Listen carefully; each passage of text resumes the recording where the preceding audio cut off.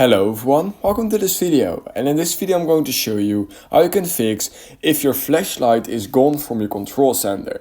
So right here is my control center, and we can right now see that there's just no flashlight, and I have just no idea how I can now turn on my flashlight because it's just completely gone. And the only actual way to turn on my flashlight is using my lock screen. However, that's not what I want. I want to use it in my control center, but it's just not there. So in this video I'm going to show you how you can fix this, and it's actually really easy. So let's just immediately jump into the tutorial. So literally all you need to do is head over to your iPhone, and then on settings, all you need to do is scroll down till you find control center literally right here. You want to scroll down a bit and you want to make sure to find the flashlight. You want to click add flashlight, and we can now see that included controls will have our flashlight. And if we now open our control center, we can right now see that the flashlight can be enabled and disabled again.